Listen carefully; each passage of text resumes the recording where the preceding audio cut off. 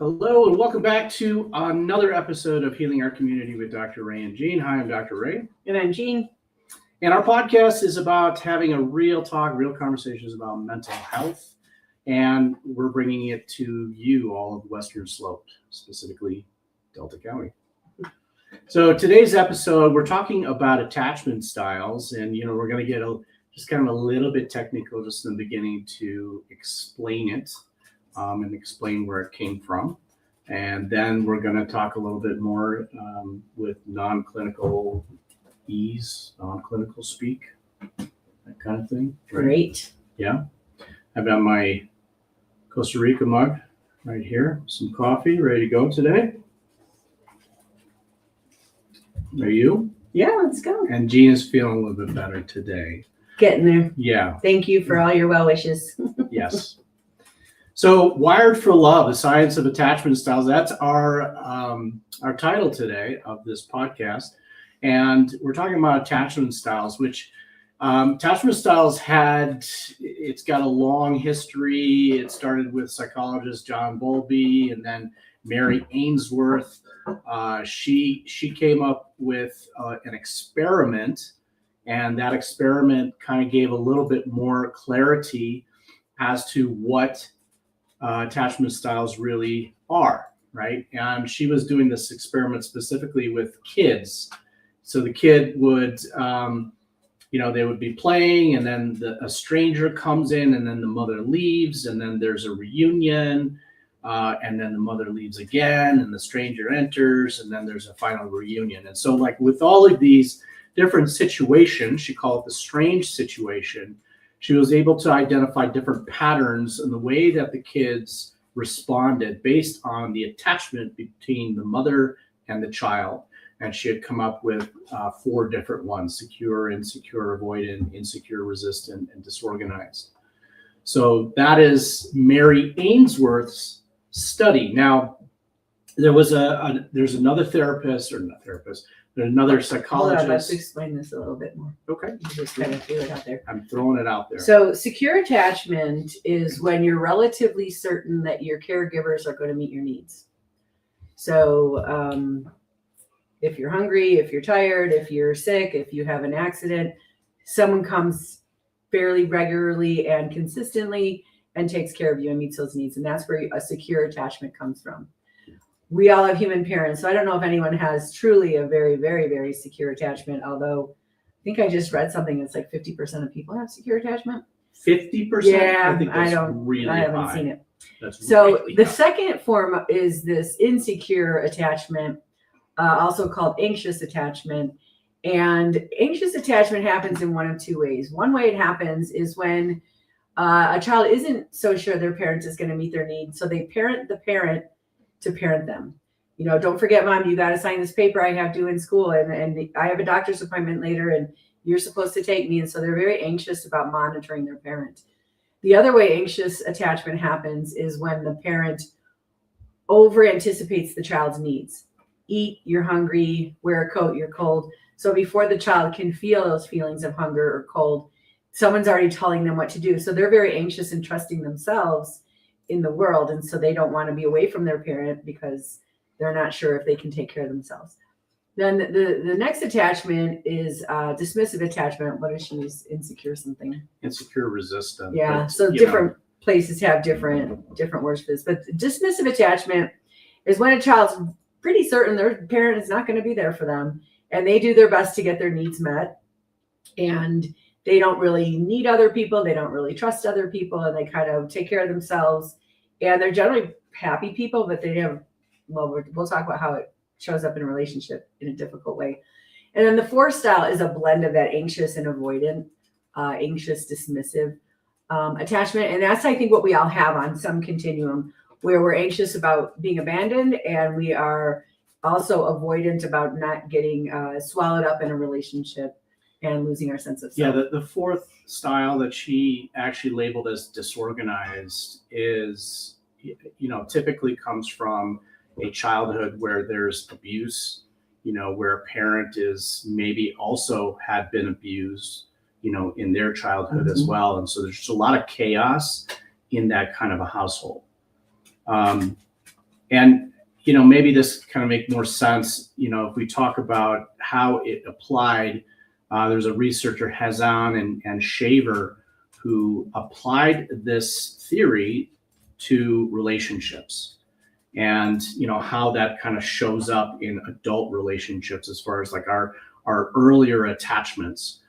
So they came up and they kind of played with the words here, but they did keep secure.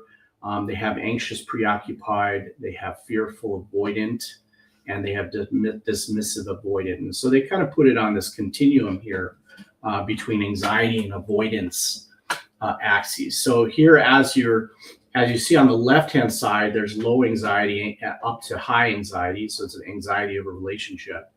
And then on the bottom, you have low avoidance all over to the right, which is high avoidance. And that's avoidance of intimacy in relationships. And on this continuum here, the scale here, if you have someone who has low anxiety, low avoidance, then they're secure, right? They're comfortable with intimacy. They're comfortable with independence. They trust others. They're reliable. And they rely on their partners as well in relationships. Yeah, the word intimacy is not just a sexual word. It's also about vulnerability, emotional, and feeling relatively certain that your partner's going to be there for you.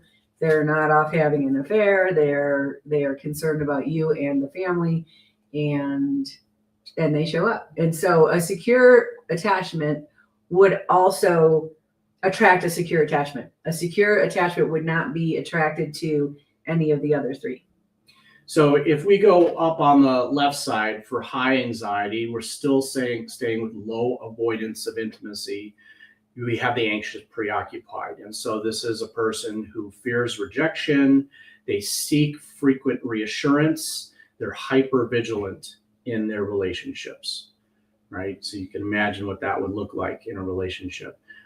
If you go down to the lower right quadrant, where you have someone who is avoidant or high avoidant of intimacy, and they are also low anxiety over the relationship, now you have someone who is more self-reliant. They want to be by themselves. They don't want to be connected or open and vulnerable in a relationship. They shut down. They become emotionally attached. Right, so this is dismissive avoidant. So the anxious preoccupied is someone that has this fear of abandonment, and they're always trying to engage their partner. Right. They're all often attracted to the dismissive avoidant, who is trying not to get engulfed, trying to stay away. And if an anxious attachment was with another anxious attachment, that's very, very volatile. Yeah. And a dismissive relationship probably wouldn't happen. They kind of would be roommates. Yeah. They really would not have much of a relationship. Mm-hmm. They kind of do things on their own, and that works for them. Right. There might be a logical reason they want to be in a relationship, like to have children or something, right, but they don't really have that desire to be close to somebody. So now if you go with the high anxiety and high avoidance, now we're looking at the top right quadrant. That is the fearful, avoidant / disorganized category of attachment style, adult attachment style. So this is a person that desires the closeness, but they fear trust and betrayal. So they have this just contradictory behavior.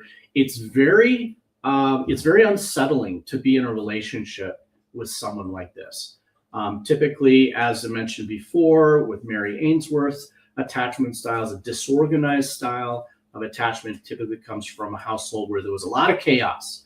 Maybe there was abuse also, but just you couldn't really know what to expect in that kind of a household.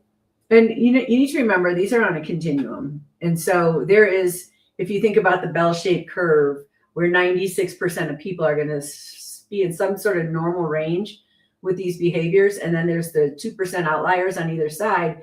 Those are the people you diagnose. Those are the people that have really, really distorted personalities that have a really difficult time with this.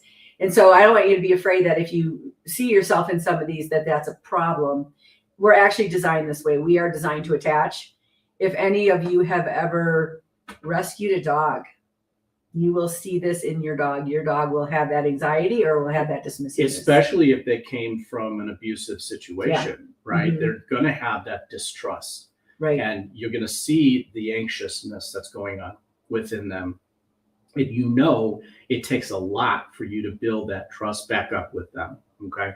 So, what was I going to say? I was going to say that, what Gene was talking about, the anxious, preoccupied, and the dismissive, avoidant. So if they're in a relationship together, it creates like this cycle, right? This chasing and running away kind of cycle. Pursuer distancer. Yeah, John Gottman talks about it. He names it pursuer distancer.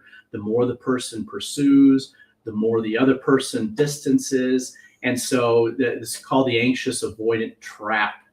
And it's like this relationship cycle that just kind of, it's just all filled with drama. So you have the anxious attachment person who gets all worried about being abandoned. And so they ramp up their anxiousness and they panic. And now they're pursuing their partner. Like, why didn't you call me yesterday? Well, where were you? That just this engulfment that is happening. Well, the avoidant attachment who doesn't want to be engulfed and needs like that emotional space and distance, now they feel cornered, they feel controlled. Now they're going to withdraw and shut down and back off. It's like, stop getting in my face, leave me alone, I need some space. And so now they start emotionally, sometimes physically, running away. Yeah, and it's really important to remember that we have both of these styles. And so in a book called How to Be an Adult in a Relationship by David Rico, he has this little poem and it says, she runs, but not so fast as to catch him. And he runs away, but not so fast as to get away. And when she stops chasing him, they turn around and go in the other direction and he chases her and she runs away. So this is a dynamic that, if you see this in your relationship, in particular when your relationship is under stress. So it's not going to be like this all the time, but when there's a stress or when there's a conflict, then you're going to see these patterns, start to emerge. And, relationships are an opportunity for us to heal. So we get wounded through relationship and we heal through relationship if we learn how. And so this is an opportunity to do something different than what you learned as a child and what you learned about the world and what you learned in previous relationships. Yeah, obviously the first step to change is awareness. So the more you can become aware of your own behaviors, your own response, your own reaction, and your own, attachment style, the more you can start actively and consciously changing it within your relationship, right? And you also will be able to help your partner, recognize theirs so that they can start applying some of the change as well. Yeah, when you become aware, let's say you are kind of getting exhausted from feeling so anxious in your relationship because maybe your partner's not telling you everything, or you just have this feeling and you don't know, and you're really exhausting to feel that way. And you might want to take a step back and really ask yourself, like, what's really hurting me right now? Am I safe? And what's really hurting me? What's really going on? Because this is something we talk about icebergs, which I don't know if we've done a podcast on icebergs. If we haven't, we should. We have not. But an iceberg is the sum total of every time you've ever experienced a certain emotion. And so when you're experiencing it right now, it's like the 15% above the water, but it's sitting on this 85% of history and you're feeling the whole thing. So it has something to do with your partner, but mostly it has to do with history. And so just being aware and allowing yourself to kind of think back to, when have I felt like this in the past? And, finding a way to talk it through or talk it out without blaming your partner, because you have to realize that even though your partner knows your dance and knows how to do this with you, they didn't cause it. They didn't create it. No. This is all, caregiver era. This is before age 17, where we learn about our attachment style through the relationship with our caregivers. Mm-hmm. And that's how we learn to relate with people. And then as we grow older, we become adults. Now we apply what we learn to the relationships that we have, friendships and intimate relationships as well. Now, until we can become aware of those patterns and start to actively and consciously change it, we are doomed to repeat the same pattern over and over again, because that's what we know. So in the first thing that you kind of shared about the strange situation, Yeah. that's actually they're talking about dependent paradox. And dependent paradox is when we have an attachment to someone, it makes us feel freer to explore the world around us. You think about that if you went to a party all by yourself or if you went with a friend, you would feel more secure going in with a friend and therefore more comfortable saying hello to people and acting a certain way. Whereas if you come in by yourself, it might produce some anxiety. And so this idea of our attachments and how they impact us in the world is really an important part of this. And so what they found in that study was that people that had anxious attachment, they would stay with their caretaker and not go exploring the world. Mm-hmm. And those that had dismissive attachment, they'd go to the stranger, just like the way they would go to their caretaker. And they weren't bothered when their parent left. They were pretty alone in the world. And so those they knew they had to depend on themselves and they couldn't depend on their caretaker. Mm-hmm. Right. So these are, interesting concepts to kind of understand. Yeah. And, this is not a source for you to kind of hang your hat on, right? Or allow it to be an excuse in your life. It's an understanding of where it may have come from, where you learned how to relate with people and your reaction to relationships in this world. But it is not the end all be all. This is not something that, you can just rely on, because as you become more aware, as we said, that's where you have an opportunity to change. Right? Right. Yeah. A lot of research on this stuff if you guys want to look it up. Yeah, there's a lot. Oh, we got a question here. What self-soothing techniques can each person use when feeling really emotional? Yeah, when we are emotional, we get into our limbic system. We are out of our prefrontal cortex, which is our rational, intellectual thought process. And now we're in emotional brain and we cannot think logically. So it's absolutely imperative that, and especially in committed partnerships and committed relationships, 100% of the time, the language is emotional. That's how you communicate. So when you get in that emotional headspace, and especially when you are in conflict or you are in distress, you have to pull yourself out so that your brain can switch back to logical mode and you can start thinking through things, because if you're an emotional brain, you're going to say whatever it is that you feel and think, and it's not going to be pretty. It's really important to set this up ahead of time with your partner, because if your partner is dismissive, they're going to love this. They're like, yeah, let's go to our separate corners and not talk about this. In fact, they may even try to start a fight to create that distance. And if someone's anxious and they have a fear of abandonment, they're not going to let themselves settle down long enough because they're going to worry about being abandoned. That's the person that stands in the doorway and doesn't let their partner leave the room, right? So if you make an agreement with your partner that, hey, we're going to take a 20-minute time out, and this doesn't happen when you're fighting. This happens before you're fighting, so that when you're fighting, you can do it. And say, hey, we're going to take a 20-minute time out, and we're going to check back in together. We're not going to just forget about this topic, but we are going to let ourselves calm down, go for a walk, breathe, and then come back and work on it some more. Yeah, as we said, understanding the patterns within yourself, within your relationship, within your partner, that's the first step. And then starting to have a conversation. And the conversation should happen not in the middle of a fight or in a conflict. This is outside. This is, this is when you're coming together and you're talking about your relationship, where you want it to go. Like, hey, let's improve on some things. Let's work on some things. These are some things that bother me, and let's talk about it and how to improve that. This is where understanding these concepts and talking about those concepts with your partner really can come in handy. Okay. So, this podcast is, as I said in the beginning, we started it to open up a dialogue and have real talk about mental health, especially how it applies to the Western Slope and Delta County. Change cannot happen without real conversations. So let's keep talking, Delta County.